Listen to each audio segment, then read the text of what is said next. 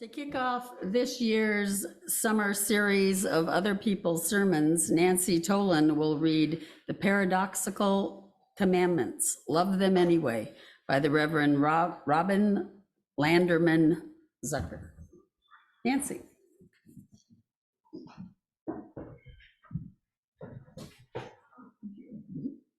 Is that far enough back? Yeah. Oops. Thank you, Dolores. No. Yes, too tough. Okay. Good morning. Good morning. The Paradoxical Commandments, Love Them Anyway. Beacon UU Congregation, April 9th, 2023. That's Easter, which you'll note later on, by the Reverend Robin Landerman Zucker, sitting there in the photo. In September 1997, Mother Teresa tacked an inspirational list to the wall of her Calcutta orphanage. These words of wisdom to live by had traveled all around the globe since they were first written by a 19-year-old named Kent Keith in 1968. His Paradoxical Commandments, the one we read responsively earlier, went on to be published. There are copies of them on the ledge over there. Oh, I already said that during the announcements.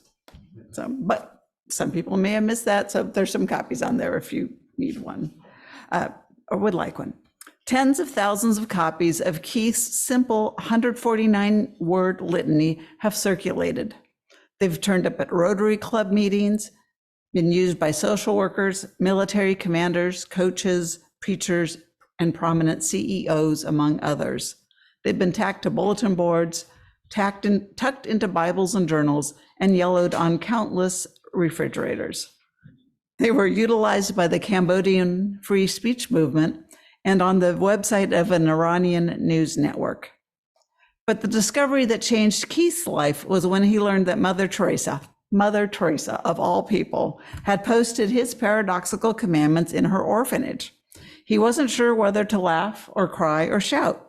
It moved him deeply, and he saw it as a sign that he should travel and lecture about the commandments and continue his work, 30 years after he had first devised that litany as a student at Harvard. The litany became a book. Since then, the now Dr. Kent Keith has written 3 books, all bestsellers. The New York Times called him the Rip Van Winkle of inspirational gurus. I'm glad he woke up. When I first encountered Keith's work myself, I was struck by how it compared to the commandments, the Beatitudes, and the teachings within the 3 Abrahamic faiths, Judaism, Christianity, and Islam. Unlike the original commandments that are structured as stern admonishments of shalls and shall nots, I was heartened by Keith's paradoxical version, which lays out an accurate and compassionate reflection of what it is actually like to be a human being who tries and fails, one who messes up and who wants to be loved and forgiven anyway. Keith wrote these timeless, newfangled commandments as a guideline for finding personal meaning in our wonderful but wounded world of fellow flawed human beings. He explains that this is why each commandment begins with a difficulty or disappointment. People are illogical, unreasonable, and self-centered. The good you do today will be forgotten tomorrow. People really need help, but may attack you if you do help them. These things are disheartening. Yet each statement about adversity is followed by a positive, meaning-making response. Love people anyway. Do good anyway. Help people anyway. The paradox is this: even when things are tough, even when the world is out of control, we can still find personal meaning and authentic happiness and lead with our hearts. We cannot always control the external world, but we can cultivate our inner lives and the resultant actions. We can face the worst in the world with the best in ourselves. That is the humanistic Easter faith of Unitarian Universalism. Personal meaning is the key to being deeply and authentically content and well-grounded in an increasingly chaotic world. Where do we find meaning in our lives?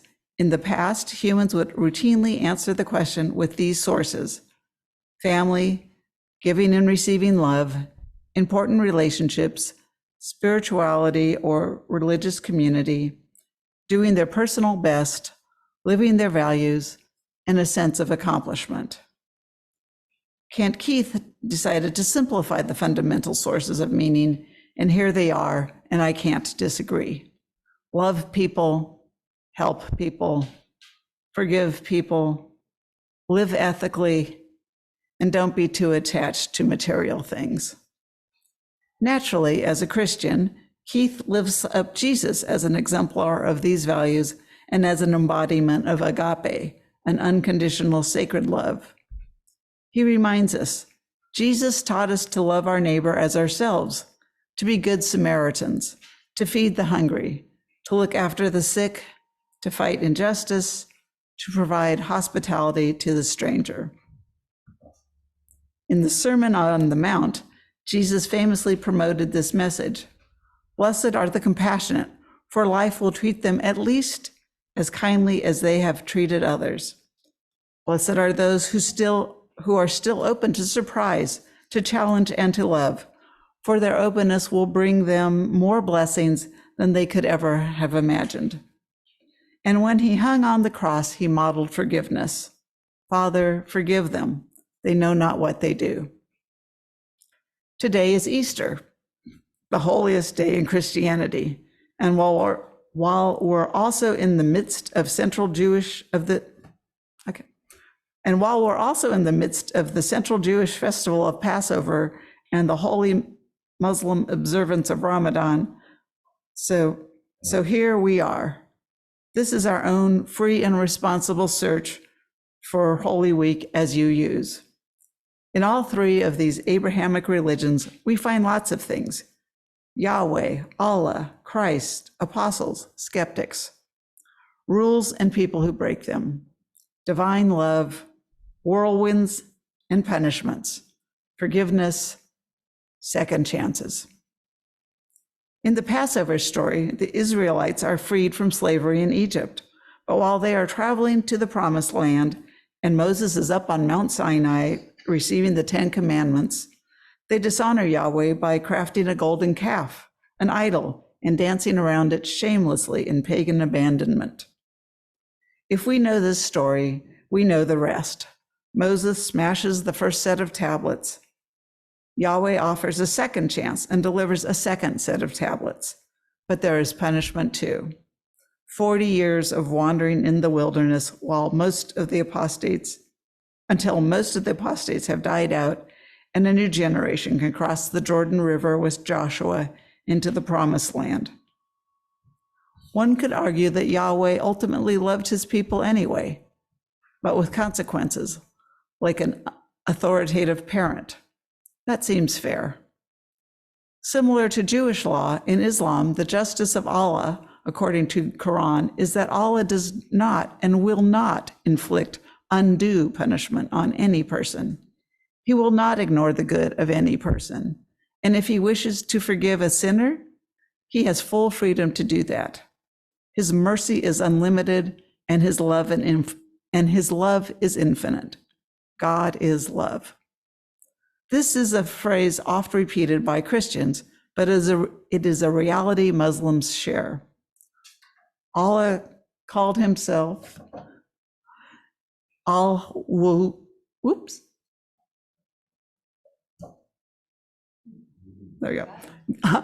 calls himself Al-Wadud, a superlative term which is translated as the one who is full of loving kindness, the most loving. Sadly, radical Islamists have twisted their religion to such an extent that many non-Muslims have a skewed vision of what Muslims actually believe. From my experience, most Muslims live peacefully and they would love you anyway. During Ramadan, they fast from sunrise to sunset to reflect on their lives and recommit themselves to Allah.